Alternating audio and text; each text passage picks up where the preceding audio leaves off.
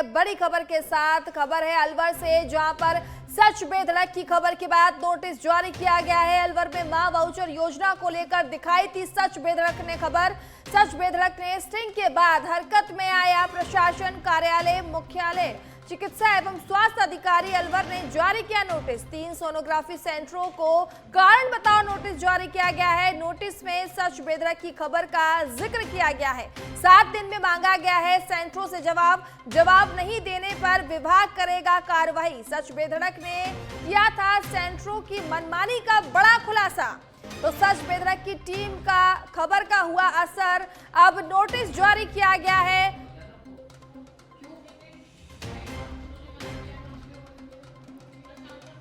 तो 7 दिन में मांगा गया है सेंटरों से जवाब।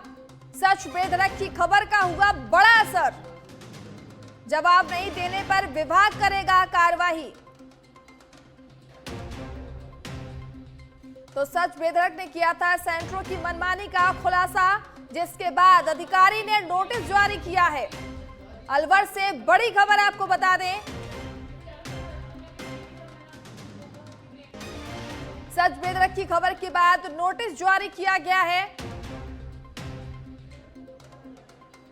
अलवर में मां वाउचर योजना को लेकर सच बेधड़क ने दिखाई थी खबर। इसके बाद अधिकारियों ने इस खबर का संज्ञान में लेते हुए नोटिस जारी किया है। प्रशासन हरकत में आया है। इसके बाद अधिकारियों ने नोटिस जारी किया है। कार्यालय मुख्य चिकित्सा एवं स्वास्थ्य अधिकारी अलवर ने नोटिस जारी किया है। सच बेधड़क की खबर का हुआ बड़ा असर। तो आप देख सकते हैं कि नोटिस जारी हो चुका है। मां वाउचर योजना को लेकर खबर दिखाई थी। सोनोग्राफी नहीं हो रही थी। इसके बाद टीम ने जाकर, सच बेधड़क की टीम ने जाकर वहां पर खबर कवर की थी और इसका खुलासा किया था, जिसके बाद अधिकारी जो है हरकत में आ गए और नोटिस जारी किया गया है प्रशासन के द्वारा। अगर 7 दिनों के अंदर कार्रवाई नहीं की गई तो उन पर बड़ा जो है एक्शन लिया जाएगा।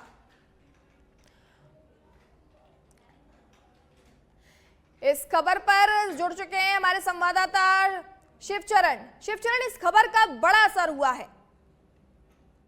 जी, दरअसल क्या है, मैं आपको बता दूं कि यहाँ पे सरकार द्वारा जारी की गई मां वाउचर योजना के तहत प्रत्येक प्रसूता महिला जो गर्भवती है उनको एक सोनोग्राफी मुफ्त में की जाती है, निःशुल्क। अलवर में जो सोनोग्राफी सेंटर जिनको सरकार द्वारा अनुमोदित किया गया था, जो योजना के तहत अनुमोदित थे, वो सेंटर इतनी लापरवाही कर रहे थे कि उनकी सोनोग्राफी करने से डायरेक्ट इनकार किया जा रहा था। तो जो गर्भवती महिला थी वो परेशान थी। जब हमें इस जानकारी से अवगत कराया गया तो सच बेधड़क टीम ने इसकी पड़ताल की और पड़ताल में सामने आया कि मां वाउचर योजना की पर्ची को जैसे देखा जाता है तो जो सोनोग्राफी सेंटर के कार्मिक हैं वो डायरेक्ट मना कर देते हैं कि नहीं, ये हमारे यहाँ पे नहीं होगी।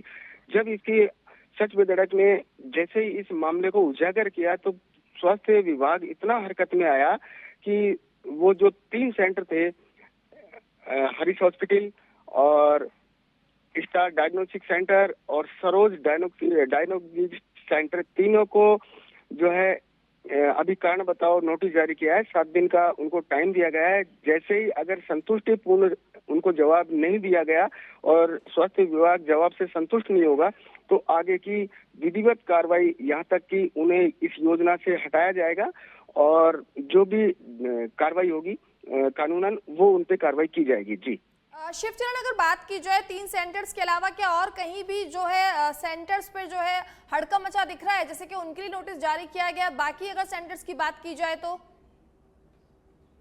खबर फास्ट ने इस खबर को मुख्य रूप से प्रकाशित किया। उसके बाद में 2 दिन से लगातार हम इस मामले पे और सेंटरों पे भी गए हैं, प्रसूताओं को देखा है, तो बराबर इम्प्रूव नजर आ रहा है कि जो प्रसूता हैं उनका सोनोग्राफी मतलब विलंब न करके और तुरंत प्रभाव से किया जा रहा है। जी, बहुत बहुत धन्यवाद शिवचरण इस तमाम जानकारी देने के लिए। तो सच बेधड़क की खबर का बड़ा असर हुआ है। आप देख सकते हैं कि अभी कुछ दिन पहले टीम ने जो है स्ट्रिंग ऑपरेशन किया था और मां वाउचर योजना के तहत महिलाओं की जो पहली सोनोग्राफी फ्री होती थी इसके बाद भी जो है सोनोग्राफी नहीं की जा रही थी, जिसके बाद टीम ने, जो सच बेदक की टीम ने जाके स्टिंग ऑपरेशन किया, इसके बाद जो है आला अधिकारियों ने एक्शन लिया है। और इस खबर पर ज्यादा जानकारी के लिए कुणाल भटनागर जुड़ चुके हैं। कुणाल, जरा इस खबर के बारे में विस्तार से जानकारी दीजिए।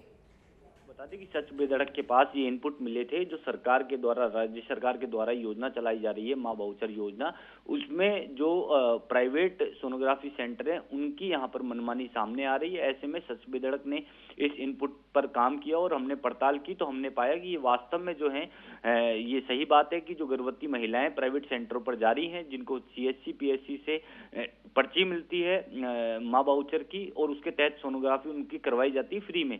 लेकिन हमने जब पड़ताल की तो पाया कि कई सेंटर जो है मनमानी अलवर में कर रहे हैं, और इस आधार पर हमने इस खबर की सच्चाई की जो है धरातल, जो ग्राउंड पर जो रिपोर्ट है उसकी असलियत सामने लाने के लिए सच बेधड़क के द्वारा ये स्टिंग जो है किया गया। और स्टिंग में बकायदा जो प्राइवेट जो सोनोग्राफी सेंटर है उनकी जो मनमानी है वो खुफिया कैमरे में सच बेधड़क की कैद हुई। बकायदा ये जो लोग हैं इनकी बकायदा मनमानी चल रही थी और ये कह रहे थे, अलग अलग तरह के बहाने लगा रहे थे और सोनोग्राफी करने से जो है साफ तौर पर मना कर रहे थे, क्योंकि सरकार की महत्वाकांक्षी योजना है और इस योजना को लाने का मुख्य उद्देश्य यही था कि जो भी गर्भवती महिलाएं हैं उसको जो है सोनोग्राफी हो सके और ज्यादा परेशानी का सामना नहीं करने पड़े। बकायदा इनको जो प्राइवेट सोनोग्राफी सेंटर है उनको जो है इसके लिए पैसा भी सरकार के द्वारा दिया जाता है, लेकिन उसके बावजूद भी ये जो प्राइवेट सेंटर है अपनी मनमानी चला रहे थे।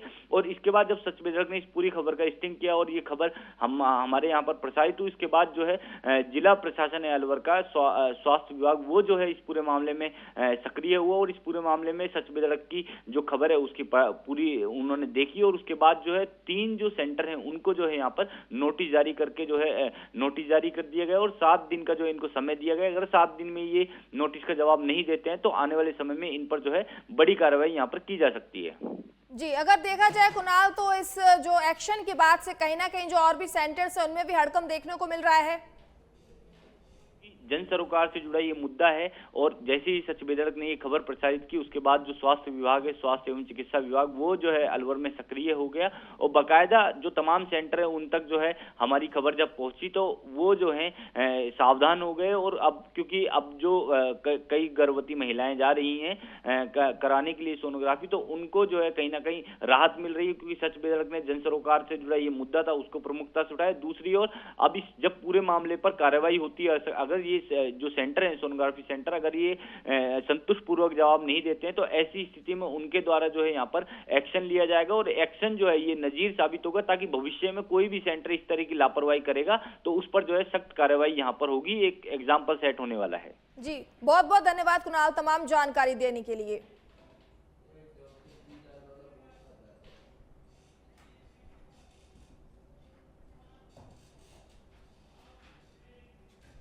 खबर जयपुर से है, जहां आयुर्वेद विभाग का राज्य स्तरीय विशाल आरोग्य मेला आज से शुरू हो गया है। 15 जनवरी से 18 जनवरी तक आरोग्य मेला चलेगा। यहां पर शिल्प कला केंद्र JKK जयपुर में यह आयोजन होगा। 15 जनवरी को उप मुख्यमंत्री व आयुष मंत्री करेंगे इस कार्यक्रम का उद्घाटन। आयुर्वेद, योग, यूनानी, होम्योपैथिक सहित निःशुल्क उपचार, आयुष औषधि की प्रदर्शनी व जीवन शैली परामर्श, साथ ही सांसद व विधायक, वरिष्ठ अधिकारी इस कार्यक्रम में उपस्थित रहेंगे। इस कार्यक्रम के माध्यम से आमजन को स्वस्थ जीवन शैली के प्रति जागरूक करने की एक ये पहल है। तो 15 जनवरी को उप मुख्यमंत्री इस कार्यक्रम का उद्घाटन करेंगे, यानी कि आज उद्घाटन करेंगी। तो आयुर्वेद, योग, यूनानी, होम्योपैथी सहित निःशुल्क उपचार यहाँ पर मिलेगा।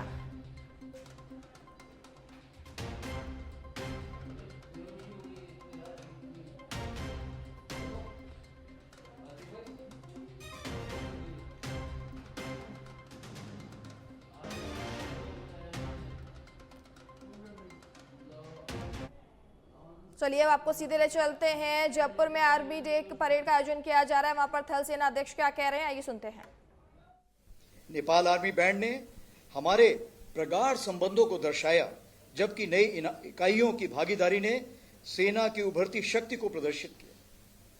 मैं साउथ वेस्टर्न कमांड और सभी परेड में शामिल सैनिकों को आर्मी डे परेड के सफल आयोजन के लिए बधाई देता हूं। अंत में एक बार फिर मैं जयपुर के नागरिकों, राजस्थान सरकार और मीडिया का हार्दिक धन्यवाद करता हूं। आपका विश्वास और समर्थन ही भारतीय सेना की सबसे बड़ी ताकत है।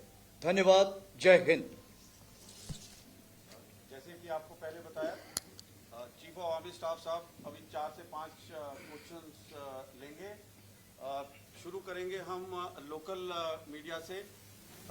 Suparna Roy, times of India, Jaipur.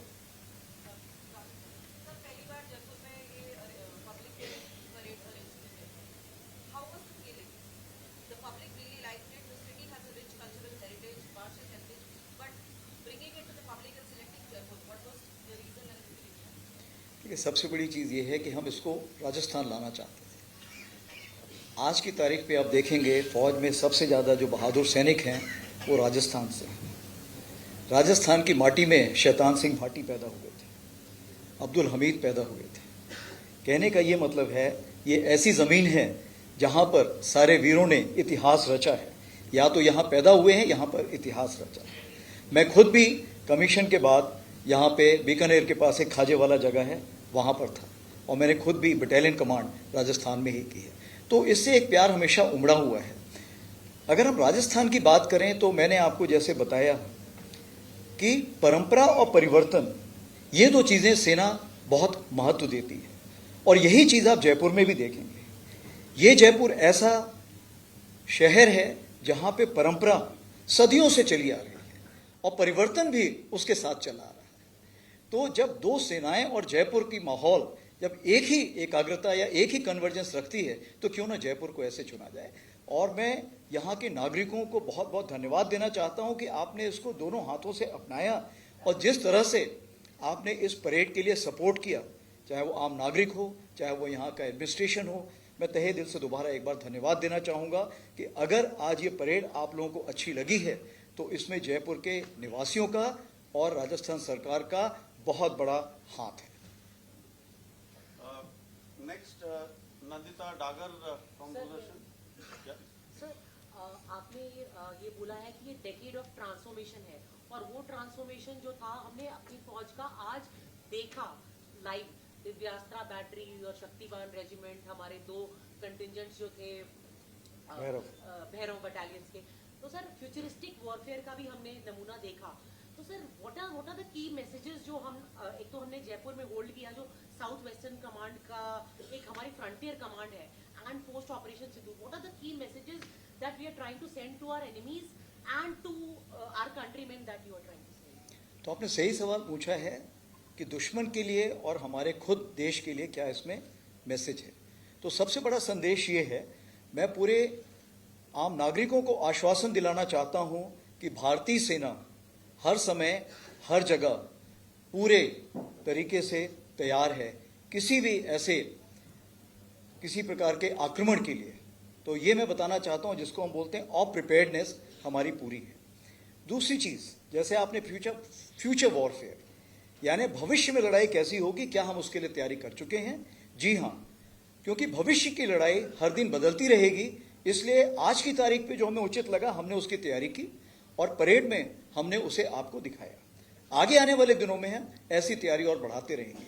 तो ये मैं आपको दूसरा आश्वासन दिलाना चाहता हूं कि भारतीय सेना समय के साथ अपने आप को बदलती रहेगी और उभरती शक्ति में जो बदलाव लाने हैं उसको लाती रहेगी। और तीसरी चीज सबसे बड़ी ये है कि मैं यहां पर सबको एक धन्यवाद देना चाहता हूं कि आप जब भारतीय सेना को एक ऊंचे स्टेज पर ले जाते हैं या ऊंचे ओहदे पर ले जाते हैं तो हमारे भारतीय सैनिक का मनोबल बहुत ऊंचा होता है। तो आज अगर आप भारतीय सेना के मनोबल को ऊंचा करना चाहते हैं तो आप जरूर जो आपने परेड देखी है इसके बारे में सब जगह बातचीत कीजिए। और मैं आपसे ये एक जरूर गुजारिश करूंगा, रिक्वेस्ट करूंगा कि भारतीय सेना का जवान तो सरहद पे खड़ा रहता है, लेकिन उसके परिवार की देखरेख एक आम नागरिक की जिम्मेवारी है। उसके लिए जरूर मैं चाहूंगा कि पूरा देश उसके परिवार की देखरेख की जिम्मेवारी संभाले। धन्यवाद। नेक्स्ट संदीप बोल, IANS न्यूज एजेंसी। सर, कल वेटरन्स डे था और आप ही के चैनल में वेटरन्स डिफेंस अवार्ड भी शुरू किए गए। जब तक आप लोग जो ऑफिसर्स होते हैं या सोल्जर्स होते हैं वो जब तक फोर्सेस में रहते हैं तब भी एक अपना जो है देश के लिए, निर्माण के लिए, नेशनल बिल्डिंग के लिए अपनी जो है मकसद को देखते रहते हैं। लेकिन रिटायरमेंट के बाद जब वो एक्स सर्विसमैन हो जाते हैं, वेटरन्स हो जाते हैं, तो उनके रोल को आप किस तरीके से देख रहे हैं एज अ नेशन बिल्डर? अगर हम वेटरन्स की बात करें तो मेरे ख्याल से फौजी की सबसे बड़ी खूबी वो कभी रिटायर नहीं होता। उसकी जो मानसिक सोच है वो कभी भी बदलाव नहीं लाती। अगर उसने सवेरे उठना है तो वो उठेगा, वर्जिश करनी है तो करेगा, लोगों को हेल्प करनी है तो करेगा। तो कहना ये मैं चाहता हूं कि जब सैनिक सर्विस में होता है तो उसकी काबिलियत इतनी होती है, उसने ज़्यादा चीज़ें सीखी होती हैं। आधे टाइम तो उसको खुद नहीं पता हो कि उसकी खूबियाँ क्या है। मैं हमेशा बोलता हूं कि उसको अपना CV किसी और से बनवाना चाहिए, तब उसको खुद की खूबियाँ पता लगेंगी। जब सोल्जर वापस रिटायरमेंट के लिए जाता है या दूसरी इनिंग्स के लिए जाता है तो उसकी जो खूबियां हैं वो उजागर करने के लिए हमने ये अवार्ड शुरू किया है। क्योंकि बहुत जगह आप देखिए, ये जाके अपने घरों में, अपने गांव में, अपने शहरों में बहुत जगह जाके ये बहुत जगह काम कर रहे हैं। कोई सामाजिक जागरूकता के लिए कर रहा है, कोई सामाजिक उत्थान के लिए कर रहा है, कोई किसी को एजुकेशन के लिए हेल्प कर रहा है, कोई स्पोर्ट्स के लिए हेल्प कर रहा है, किसी ने अपनी ज़मीन पे ही एक स्कूल खड़ा कर दिया और उसको सहायता प्रदान कर रहा है, कोई जाके कहीं पे कोचिंग कर रहा है। तो कहने का ये मतलब है कि नेशन बिल्डिंग का कोई भी आप मापदंड देखेंगे उसमें आप पाएंगे कि फौजी वहाँ पर जरूर खड़ा हुआ है। तो हमारा सिर्फ यही था, सेना का ये कहना कि हम उस फौजी तक पहुँचें और उसके काम को हम एक्नॉलेज करें कि आपके काम को हम सम्मान करते हैं और आपको सैल्यूट करते हैं। उससे सबसे बड़ा फ़ायदा ये है कि देश में उसका जो काम है सबको नज़र आता है। और मन की बात में भी आपने देखा, प्रधानमंत्री जी ने भी कई ऐसे हमारे सेवानिवृत्त हैं जिनके बारे में मन की बात में जिक्र किया है।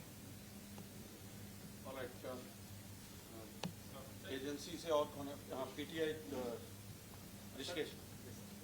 जैसा आपने मेंशन किया सर, पैरा बटालियन का या नेवी जो स्ट्रक्चर है, अरेंज ऑर्गेनाइजेशन का, तो ये जो ऑर्गेनाइजेशन है क्या actually how this organisation will enhance our capability to fight new age wars even new. तो जो आपने सवाल पूछा है कि ये जो हमने नए ऑर्गेनाइजेशंस खड़े किए हैं ये हमारी जो एफिशिएंसी है लड़ाई की उसको कैसे बढ़ा सकते हैं।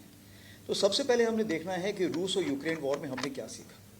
सबसे बड़ी चीज़ ये है कि हम किसी भी युद्ध की लंबाई के बारे में बता नहीं सकते हैं। वो 4 दिन ऑफ सिंदूर जैसे चलेगी या 4 साल यूक्रेन रशिया वॉर जैसे चलेगी। दूसरी चीज़ हमने ये सीखी कि टेक्नोलॉजी आपकी एफिशिएंसी बढ़ाती है, आपको बदलाव नहीं कर सकती, आपकी जगह जाकर नहीं बैठ सकती है। तीसरी चीज़ हमने ये देखी, जो छोटी टुकड़ियाँ हैं वो ज़्यादा सफल होती हैं बजाय कि बड़ी टुकड़ियों की। और जब आपने टेक्नोलॉजी का बदलाव लाना है तो जो टुकड़ियाँ ऑलरेडी बनी हुई हैं उनकी आप देखेंगे बदलाव में थोड़ी जो स्पीड होती है वो कम होती है, लेकिन जो नई टुकड़ियाँ खड़ी होती हैं उसमें स्पीड बहुत फास्ट होती है, क्योंकि उनका कोई पीछे का ऐसा सोच विचार नहीं होता कि मैंने ऐसे ही करना है।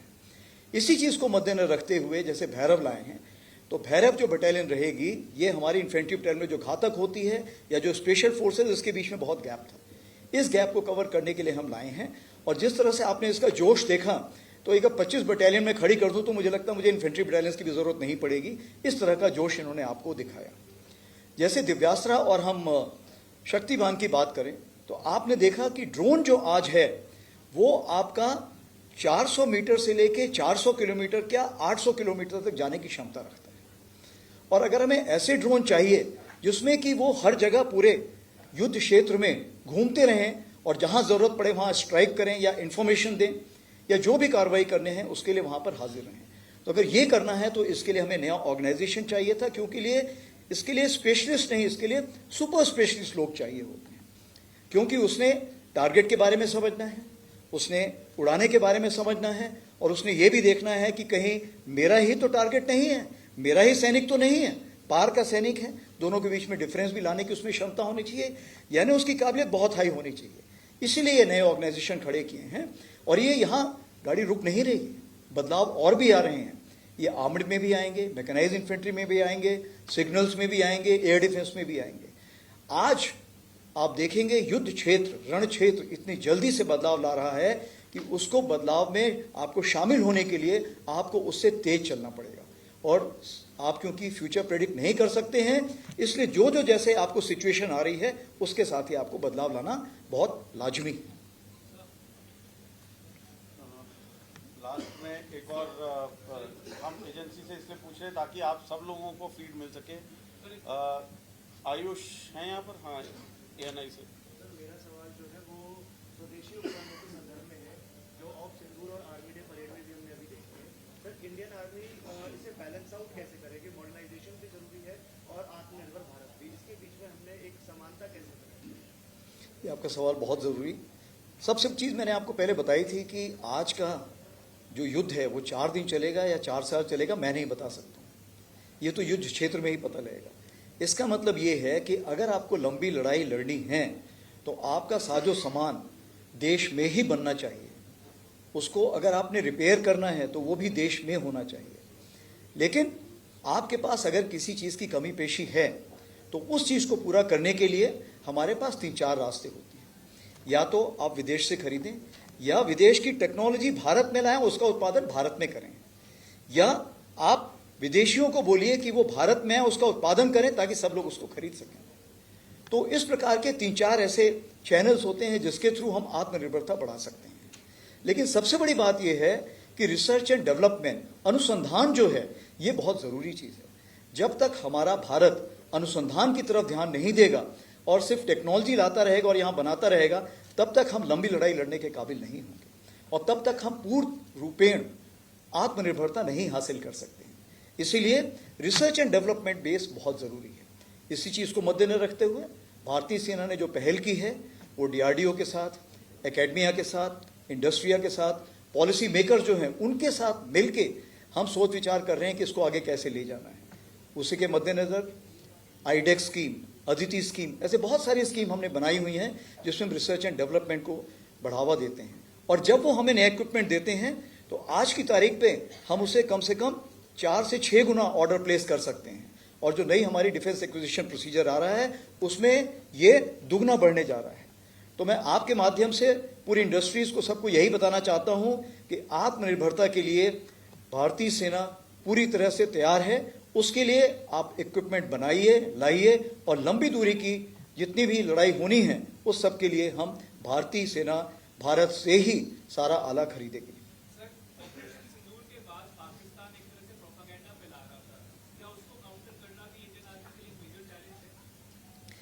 देखिए, डिपेंड करता है। एक विंस्टन चर्चिल जी ने बोला था जो नेगेटिव न्यूज़ है वो जब तक मैं कपड़े पहनता हूं तब तक वो घूम के वापस मेरे पास आ जाती है। तो कहने का ये मतलब है कि अगर आप सिर्फ नेगेटिव न्यूज़ देखेंगे तो पॉजिटिव न्यूज़ छूट जाएगी पीछे। जहां तक पाकिस्तान प्रोपेगेंडा बुला रहा है वो प्रोपेगेंडा जो है उससे 100 गुना हमारा पॉजिटिव प्रोपेगेंडा जा रहा है। और पॉजिटिव प्रोपेगेंडा हम प्रोपेगेंडा नहीं करते हैं। मैंने कल भी इसके बारे में परसों भी बात की थी। हम सिंगल सोर्स ऑफ ट्रूथ रखते हैं। हमारा ADG स्ट्रेटकॉम जिसमें हमारे मेजर जनरल शारदा जी हैं वो हमेशा सच बात हमेशा डालता है। आज तक कोई भी गलत बात उसमें नहीं गई है। तो आपके ऊपर निर्भर करता है कि आप किस न्यूज़ को देखते हैं। अगर आप ADG स्ट्रेटकॉम की न्यूज़ को देखेंगे तो आप पाएंगे कि न्यूज़ हमेशा करेक्ट है। मैं दोबारा उस बात को दोहराना चाहता हूं कि इंफॉर्मेशन वॉरफेयर में क्रेडिबिलिटी होना जरूरी है, विश्वसनीयता बहुत जरूरी है, कंसिस्टेंसी, समानता बहुत जरूरी है। और तीसरी बात यह है कि सिंगल सोर्स ऑफ ट्रुथ जैसे मैंने बताया कि ADG स्ट्रेटकॉम है। और चौथी चीज़ ये कि अगर कहीं पे गैप है तो नेगेटिव न्यूज़ जो है वो तेज मूव करेगी। और इसी चीज़ को मद्देनजर रखते हुए हम लोग यकीन करते हैं कि हर दिन हर समय आप तक सारी फौज के बारे में जो भी बातें हैं आप तक पहुंचाएंगे। Thank you. Ladies and gentlemen, we will, the Chief of Army Staff has to go for his next engagement. Thank you so much for your support and cooperation. And thank you. आज इसके बाद आप सब लोगों को equipment display के लिए लेके जाया जाएगा।